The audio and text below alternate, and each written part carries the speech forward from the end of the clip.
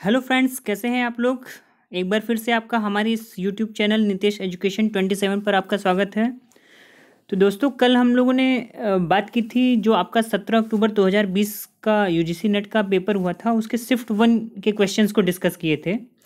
अब आज हम लोग जो है कि शिफ्ट 2 में जो क्वेश्चंस पूछे गए हैं, जैसा कि मुझे मेरे स्टूडेंट्स ने बताया है, उनको जो भी याद था उसके आधार पर मैंने इसमें क्वेश्चंस डाले हैं।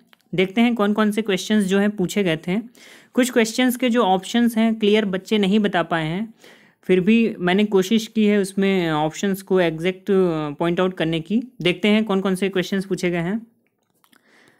देखिए, सबसे पहला क्वेश्चन आपसे पूछा गया था, विच green house gas present for the maximum time in the atmosphere. Carbon dioxide यानी CO2 पहला ऑप्शन है। दूसरा है बी मेथेन। सी है CFC यानी क्लोरोफ्लोरोकार्बन, CFC का फुल फॉर्म होता है। दूसरा है नाइट्रस ऑक्साइड, या नाइट्रस केवल लिखा है लेकिन नाइट्रस ऑक्साइड होगा। तो इसका सही आंसर है फ्रेंड्स CO2, कार्बन डाइऑक्साइड। तो इसके बारे में कुछ इन्फॉर्मेशन देखते हैं क्या है। देखिए, ये जो टेबल है, मैं इसके जरिए मैं समझाना चाह रहा हूँ। क्वेश्चन सबसे पहले आपसे ये पूछा गया है कि कौन सी ग्रीन हाउस गैस है जो कि एटमॉस्फेयर में यानी वायुमंडल में या वातावरण में अधिकतम समय तक प्रेजेंट रहती है। तो इस टेबल के जरिए आप देखेंगे तो अपने आप समझ में आ जाएगा कि कौन सी वो गैस है। देखिए, ग्रीन हाउस गैसेस, इधर कॉलम बना है आपका लेफ्ट हैंड साइड में CO2, ये GWP जो है आपका, ये ग्लोबल वार्मिंग पोटेंशियल है, और लाइफ टाइम ईयर्स। तो देखिए, जो कार्बन डाइऑक्साइड है इसका ये कई मतलब कि लगभग 200 साल इसका जो रहता है लाइफ टाइम रहता है। फिर उसके बाद मेथेन है, मेथेन का देखिए आप देख रहे होंगे 12 ईयर्स है। नाइट्रस ऑक्साइड है 114 ईयर्स है। और हाइड्रोफ्लोरोकार्बन है इसी 264 ईयर्स है। सल्फर हेक्साफ्लोराइड है SF6 3200 साल। और PFC 14 CF4 50,000 सालों तक एटमॉस्फेयर में रहती है। लेकिन आपको ऑप्शन ध्यान देना होगा कि ऑप्शन में CO2 carbon dioxide, methane, CFC और नाइट्रस ऑक्साइड के अलावा कोई ऑप्शन नहीं था।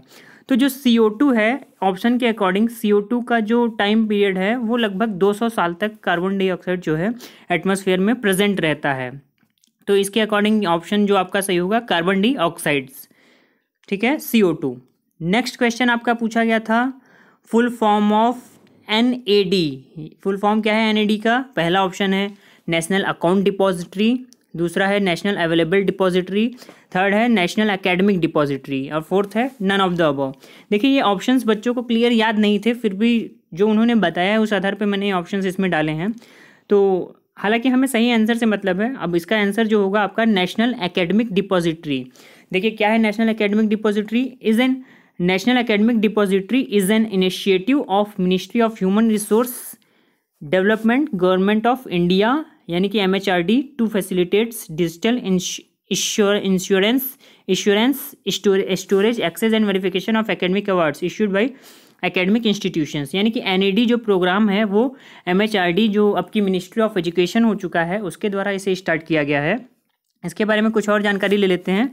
देखिए, क्या है, जो नेशनल एकेडमिक डिपॉजिटरी है is born out of an initiative to provide an online store house for all academic awards. जितने भी एकेडमिक अवार्ड्स हैं उनको डिजिटली स्टोर करने का, सुरक्षित करने का एक प्लेटफॉर्म है क्या? National academic depository. आगे देखिए क्या लिखा है, national academic depository is 24/7 online store house for all academic awards viz, जैसे सर्टिफिकेट्स, डिप्लोमाज, डिग्रीज, मार्कशीट। यानी कि आप यहाँ पर अपने सर्टिफिकेट्स को, डिप्लोमा को, डिग्री को, मार्कशीट को यहाँ पर सुरक्षित स्टोर कर सकते हैं। Duly digitized and lodged by academic institutions, boards, eligibility assessment bodies. यानी कि यहाँ पर ड्यूली डिजिटलाइज किया गया है। NAD not only ensure easy access to and retrieval of an academic award but also validates and guarantee its authenticity and safe storage। ये आपको guarantee देता है किसकी? ऑथेंटिसिटी की और सेफ स्टोरेज की। यहाँ पर आप अपने डॉक्यूमेंट्स को स्टोर करके एकदम निश्चिंत रह सकते हैं। तो अगर देखें तो यहाँ पर कितने स्टूडेंट्स रजिस्टर कर चुके हैं नेशनल एकेडमिक डिपॉजिटरी में? लगभग देखिए आपका 36,52,875 यानी कि 36,52,875 स्टूडेंट ने रजिस्टर कर चुके हैं। अवार्ड्स कितने हैं? 660 36,798 अवार्ड्स हैं। और वेरीफायर्स कितने हैं? 234। नेक्स्ट क्वेश्चन आपका पूछा गया था चेंज 21 हेक्साडेसिमल टू डेसिमल। तो देखिए हेक्साडेसिमल टू डेसिमल चेंज करने से पहले आपको ये समझना होगा कि हेक्साडेसिमल होता क्या है। तो देखिए होता है binary number system. Binary number system में हम देखते हैं कि जो बाइनरी की देखिए जो बेस है, बाइनरी की बेस है 2 यानी कि 0 और 1 डिजिट। ऑक्टल का बेस होता है 8 यानी कि 0 से लेकर 7 तक की डिजिट। डेसिमल का बेस होता है 10 यानी कि 0 से लेकर 9 तक की डिजिट। और हेक्साडेसिमल का बेस होता है 16 जो कि 0 से लेकर 9 तक, फिर उसके बाद ABCDEF। ठीक है, तो अब जैसे मान लीजिए ये जो डेसिमल है, अगर हम डेसिमल का कन्वर्जन देखें तो ये जो आपका डेसिमल है 0, हेक्साडेसिमल में 0 ही होता है, बाइनरी में 0 0 0, इसी तरह 1 1 रहता है। देखिए 9 तक जो है सेम रहता है और बाइनरी में चेंज होते रहता है।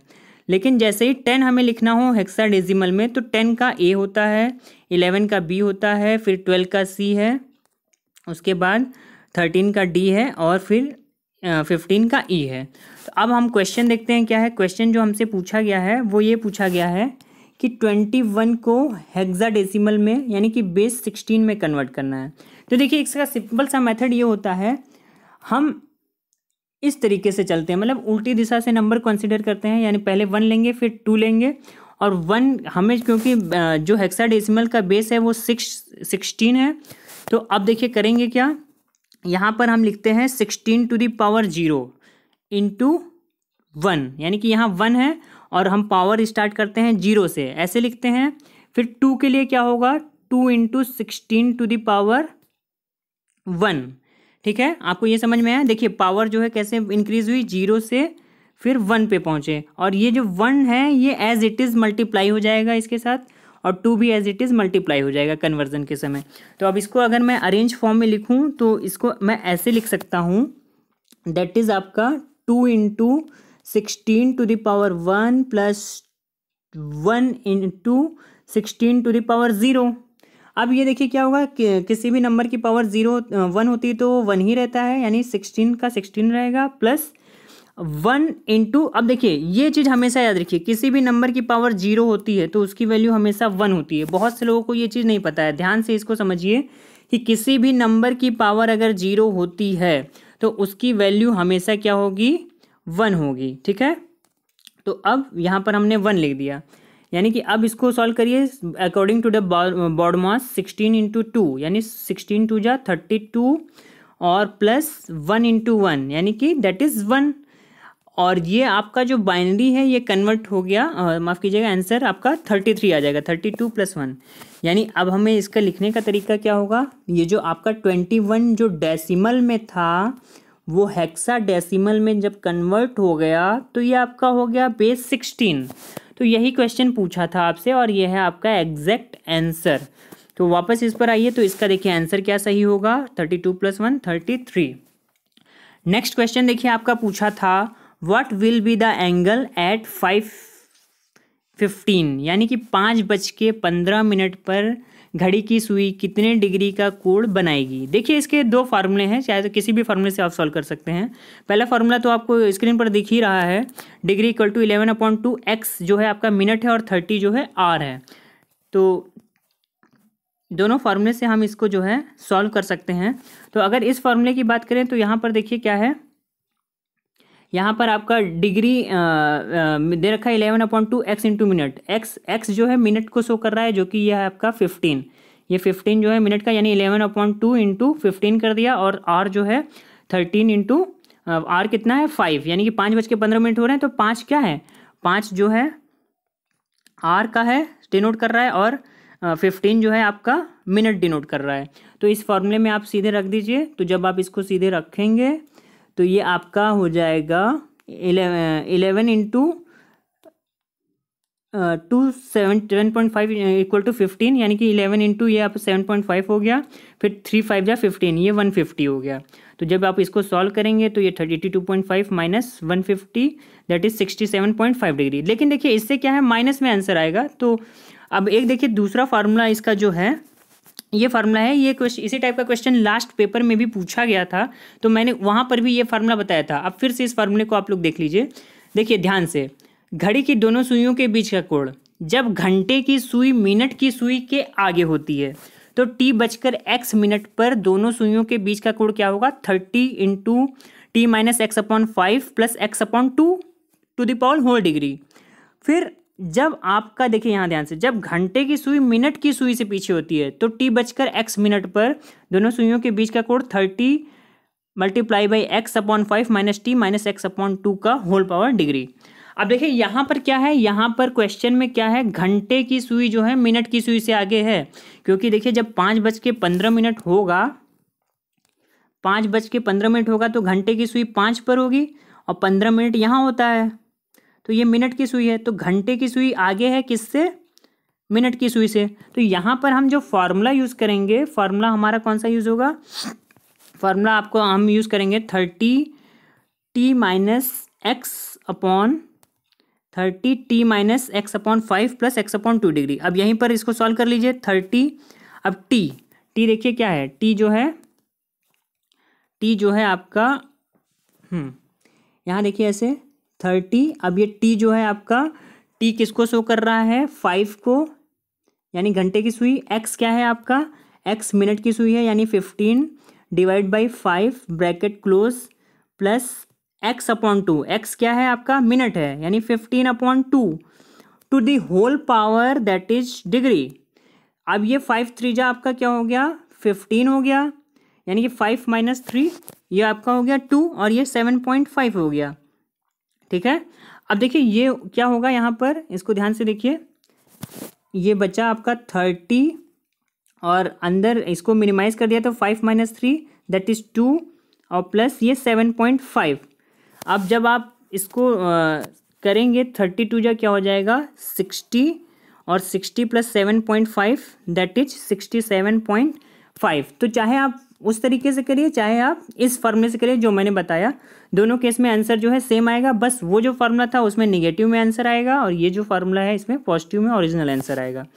तो ये क्या था आपका, ये इसमें जो सही आंसर क्या है 67.5 डिग्री है। नेक्स्ट देखिए आपका पूछा गया था क्वेश्चन, इसको बच्चे बता नहीं पाए हैं एग्जैक्ट क्या था, लेकिन फिर भी इसको डिस्कस कर लेते हैं। देखिए, coming and going announcement of trains in which type of communication barriers, यानी कि इसी टाइप का मिलता जुलता सिमिलर क्वेश्चन था, आप लोग इसको समझ लीजिएगा, एग्जैक्ट बच्चे नहीं बता पाए हैं। यानी कि ट्रेन का अनाउंसमेंट जो है, ट्रेन के आने और जाने का, मतलब प्लेटफॉर्म पे जो ट्रेन का अनाउंसमेंट होता है आने और जाने का, कौन सी ट्रेन आ रही है, कौन सी जा रही, कितने बजे आएगी, कितने बजे जाएगी, वो कम्युनिकेशन में किस प्रकार का बैरियर का काम करती है। तो अगर इसके बारे में थोड़ा सा डिटेल हम पढ़ते हैं तो ये आप इसको समझ पाएंगे क्या है। देखिए क्या, barriers to communication by category, कौन कौन से बैरियर्स होते हैं कम्युनिकेशन में, इसको देख लीजिए। पहला है देखिए लैंग्वेज बैरियर। लैंग्वेज बैरियर मतलब भाषा का जो बैरियर होता है, यानी language and linguistic ability act as a barrier to communication, यानी कि लिंग्विस्टिक बैरियर होता है एक। दूसरा है साइकोलॉजिकल बैरियर। साइकोलॉजिकल बैरियर क्या होता है, जब आपका माइंड डिस्टर्ब होता है, बहुत ढेर सारे मन में चीज़ें चलती हैं, यानी receiver will influence how the message is received, psychological state पे डिपेंड करता है। एक होता है आपका फिजियोलॉजिकल बैरियर। फिजियोलॉजिकल बैरियर क्या है, ये रिसीवर्स के फिजिकल स्टेट पर डिपेंड करता है। एक बैरियर है आपका फिजिकल बैरियर। फिजिकल बैरियर ये आपके देखिए क्या है, an example of physical barrier to communication is geographic distance between the sender and receiver, यानी कि आमने सामने की दूरी पर आधारित होता है आपका फिजिकल बैरियर। और एक है आपका एटीट्यूडनल बैरियर्स। एटीट्यूडनल बैरियर्स क्या है, आर बिहेवियर्स और perceptions that prevent people from communicating effectively, यानी कि इफेक्टिव कम्युनिकेशन के लिए जो है आपका एटीट्यूडनल बैरियर्स काम करता है। जब एटीट्यूड आ जाता है कम्युनिकेशन में तो ये अफेक्ट डालता है। तो मेरे हिसाब से तो ये जो आपका ट्रेन का अनाउंसमेंट है ये लैंग्वेज बैरियर में आना चाहिए, क्योंकि ये वर्बल अनाउंसमेंट हो रहा है और ये जो है एक तरीके का लैंग्वेज बैरियर का ही काम करेगा। बाकी हो सकता है आंसर यूजीसी नेट का एग्जैक्ट क्वेश्चन नहीं पता है, उसके ऑप्शन नहीं पता है, तो ये जब आंसर की आएगी तभी पता चल पाएगा, लेकिन according to me there is language barrier. तो इस हिसाब से ओवरऑल हम लोगों ने देखा जो क्वेश्चन का नेचर पूछा गया था। देखिए इस पेपर में जो डीआई था थोड़ा सा टफ आया था, बच्चों ने बताया था। आरसी जो है यानी रीडिंग कॉम्प्रिहेंशन इजी आया था, कोविड-19 पर बेस्ड था। कम्युनिकेशन से क्वेश्चन आया था वही बैरियर का। रिसर्च के आए थे descriptive, post facto research, sampling से पूछा गया था, एनवायरमेंटल इश्यूज़ देखिए पूछे गए थे, क्लॉक बेस्ड क्वेश्चन पूछे गए थे, रिसर्च में पूछा गया था, ये बता ही दिया आपको, इंडियन लॉजिक से कुछ क्वेश्चन पूछे गए थे और आईसीटी से रैम पूछा गया था। इस तरीके से क्या है कि बच्चों ने कुछ क्वेश्चंस जो मुझे डिस्कस किए थे वो मैंने आपके सामने बता दिए हैं। बाकी आप लोग जो है मेमोरी को अच्छे से पढ़ते रहिए, उससे बहुत क्वेश्चन पूछे जा रहे हैं। इंडियन लॉजिक अच्छे से पढ़ते रहिए, उससे क्वेश्चंस अच्छे खासे बन रहे हैं। DI और RC तो आपको रीडिंग कॉम्प्रिहेंशन और डेटा इंटरप्रिटेशन तो पढ़ना ही पढ़ना है, और ICT के एब्रीविएशंस को पढ़ते रहिए। आज ज़्यादातर क्वेश्चन उससे भी पूछे जा रहे हैं। तो इस तरीके से आज हम लोगों ने देखा शिफ्ट 2 में जो क्वेश्चंस पूछे गए थे। यदि आपको कोई कन्फ्यूज़न है तो इसे कमेंट के द्वारा पूछ सकते हैं, और वीडियोज़ अच्छे लग रहे हैं तो इन्हें सब्सक्राइब, लाइक एंड शेयर कीजिए। Thank you so much. आपका दिन शुभ हो।